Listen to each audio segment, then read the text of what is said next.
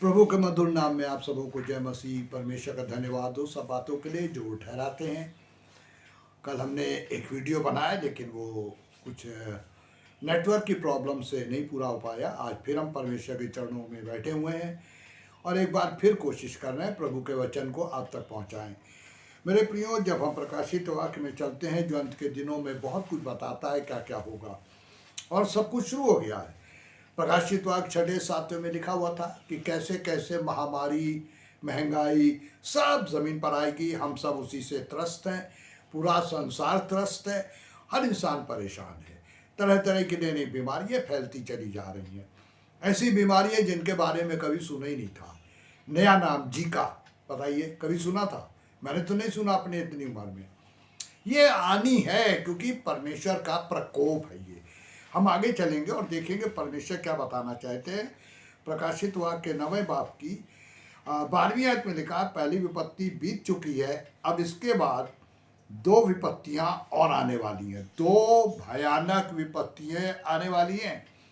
और 13वें आयत में लिखा हुआ है 9वें बाब की, तब 6वें स्वर्गदूत ने तुरु फूंकी तो सोने की वेदी जो परमेश्वर के सामने है उसके सींगों में से एक ऐसा शब्द निकला। सींग का मतलब होता है कॉर्नर, कॉर्नर पे जो उठा हुआ पार्ट होता है।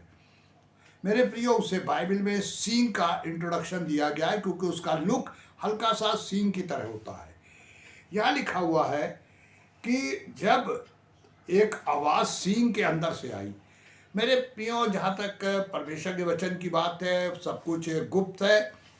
यहाँ पे सींग और वेदी ये है सामने, जो हम ना सामने से देख रहे हैं, लेकिन उस वेदी के पीछे कौन है ये कोई नहीं जानता। परमेश्वर के सामने है, परमेश्वर दूर है वहां से अगर आवाज आ रही है तो वेदी बोल सकती है। परमेश्वर ने गधी से बुलवाया और उसने बातचीत की। परमेश्वर किसी को भी यूज कर सकते हैं बोलने के लिए क्योंकि वो परमेश्वर है। अब लिखा, यह वेदी के बीच में से एक आवाज आई। एक अजीब सी बात है कि वचन ये बताना चाहता है कि क्या है। और मेरे प्रियो, इसकी हम आज 14वीं आयत में जाएंगे जो कि हमारी आज इंपॉर्टेंट आयत है। तब कोई मानो कोई 6वें स्वर्गदूत से जिसके पास तुरही से कह रहा था, उन 4 स्वर्गदूतों को जो बड़ी नदी फुरात के पास बंधे हुए हैं खोल दे। एक इंस्ट्रक्शन है एक स्वर्गदूत को कि वो 4 स्वर्गदूत जो डिस्ट्रक्शन करने के लिए रखे गए हैं, बर्बाद करने के लिए, उन्हें खोल दिया जाए ताकि पृथ्वी पर बर्बादी आ जाए। बाइबल ये नहीं बता रही कौन कह रहा, कहीं से इंस्ट्रक्शन है, कोई फरिश्ता उस फरिश्ते को इंस्ट्रक्शन दे रहा है जहां ये बंधे हुए हैं। और मेरे प्रियो, फरात नदी का बारे में अगर आप उत्पत्ति की पुस्तक पढ़ेंगे, अदन की वाटिका को पढ़ेंगे तो आपको बड़े क्लियर स्टेप से वहाँ पे फरात नदी का के रेफरेंस का पता चलेगा। वह फरात नदी का नाम है। अब यहाँ पर इन स्वर्गदूतों को खोलने के पीछे एक खास बात है। परमेश्वर ने कुछ समय, कुछ दिन, कुछ घंटे, कुछ साल के फिक्स टाइम में इन्हें कैद करके बांध के रख दिया था। परमेश्वर ने अपने तरीके से इन्हें बांधा था। जो परमेश्वर के कह देने से सृष्टि बन गई, आप सोच भी नहीं सकते, कुछ नहीं था। बाइबल कहती है कुछ नहीं था, परमेश्वर के मुंह से शब्द निकला और उसने एक रूप ले लिया। वो परमेश्वर के लिए क्या काम असंभव है। गलती हम मनुष्यों की है, हमने परमेश्वर की सामर्थ्य को एक लिमिटेशन में बांध रखा है, एक सीमित चीजों में बांध रखा है, जबकि वो असीमित शक्ति के मालिक है। उनके पास कोई सीमित चीज नहीं है। ऐसा नहीं कि उनकी कोई चीज लिमिट है कि साहब इसके बाद वो कर ही नहीं सकती। मेरे प्रियो, जब आप अपन चले लाजर की ओर देखें जो 4 दिन पहले मर चुका था, कब्र में रखा हुआ है। मार्था मरियम ने यीशु मसीह को कहला भेजा, 4 दिन पहले भेजा था, बीमार था, तबीयत खराब थी, यीशु मसीह नहीं आए। वो बताना चाहते थे कि वचन में क्या सामर्थ होती है। और 4 दिन के बाद जब वो वहां पहुंचे तो बाइबल बताती है कि वहां पे दोनों बहनों ने क्या बोला, उसे मरे हुए 4 दिन हो चुके हैं और एक कब्र में रखा है, कब्र का द्वार बंद है। पुराने जमाने में गेट नहीं होते थे, पत्थर लुढ़का दिया जाता था और कब्र बंद कर दी जाती थी। मेरे प्रियो, यहाँ पर परमेश्वर का वचन बता रहा है कि यीशु मसीह ने क्या कहा, कब्र का पत्थर हटाओ। एक कमेंट आया, मारियम, मर्था और भी लोग थे, सबने क्या बोला, बदबू आ रही होगी, क्योंकि 3 दिन के बाद पेट फट जाता है, अतड़ियाँ बाहर आ जाती हैं और अजीब सी एक सड़ान वाली महक उठने लगती है। यीशु मसीह ने कहा पत्थर हटाओ, लोगों ने हटा दिया क्योंकि उन्हें मालूम था कुछ होगा। और मेरे प्रियो, क्या बोला प्रभु ने, लाजर निकल आ। सिर्फ 3 शब्द हैं, लाजर निकल आ। वचन क्या बताता है, वो इंसान जो पट्टियों से बंधा हुआ था, क्योंकि पुराने जमाने में डेड बॉडी के चारों पट्टियों का लेप लगता था। मिस्र की आप पिरामिड के अंदर जो इजिप्शियन ममीज निकलती है वो उसी पट्टी में है, और चूंकि ये भी इजिप्ट के एरिया का है, तो मेरे प्रियो वहां भी लाश को बांध के ऐसे रख दिया जाता था। कहा निकल आ, पट्टियों से बंधा हुआ। और यीशु मसीह ने क्या कहा, इसकी पट्टियां खोल दो, इसे जाने दो, ये जिंदा हो चुका है, निकल के आया, मतलब मूवमेंट में है।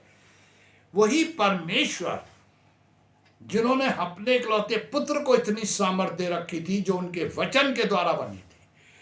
मेरे प्रियो, यहाँ बाइबल क्या बता रही है, हम चलते हैं जल्दी से 15वीं आयत में। वो चारों दूत खोल दिए गए, चारों अलग अलग हैं लेकिन चारों दूत खोल दिए गए।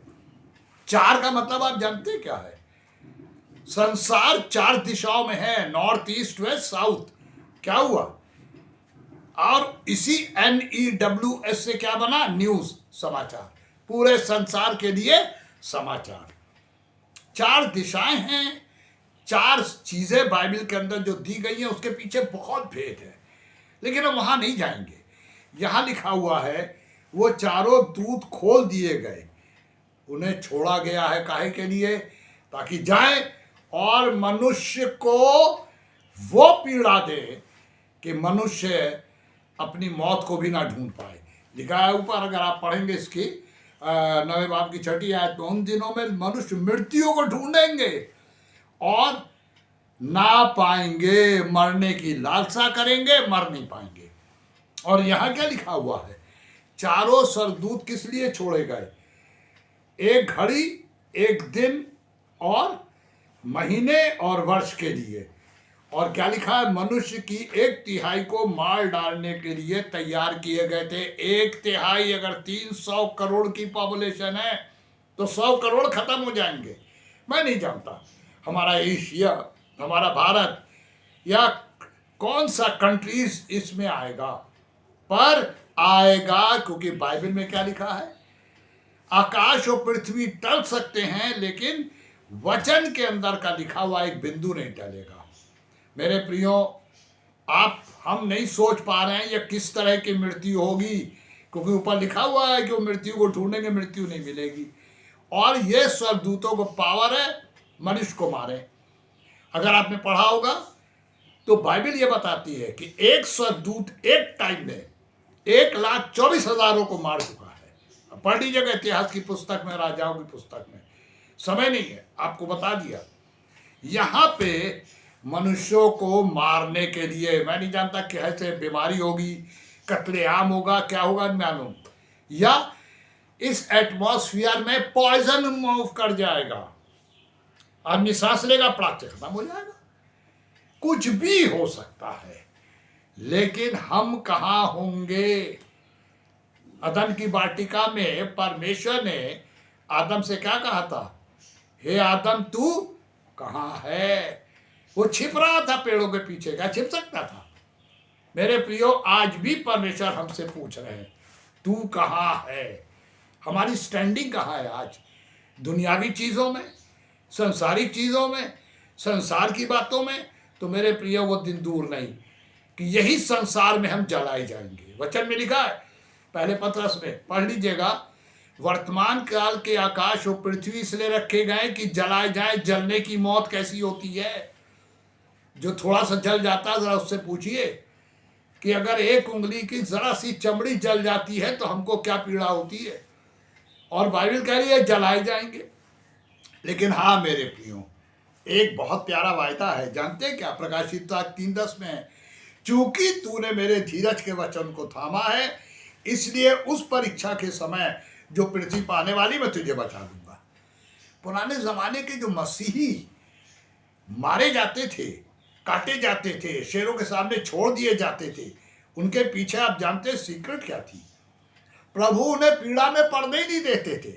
इससे पहले कि शेर ने झपट्टा मारा, इससे पहले कि खौलते कढ़ाई में डाले गए, इससे पहले कि आरे से चीरे गए, इससे पहले कि आग में जलाए गए। नहीं मेरे प्रियो, बाइबल ये बताती है, अगर आपने वचन पढ़ा होगा, कि ऐसे लोग उस पीड़ा को सहने से पहले ही प्रभु प्राण निकाल देते हैं।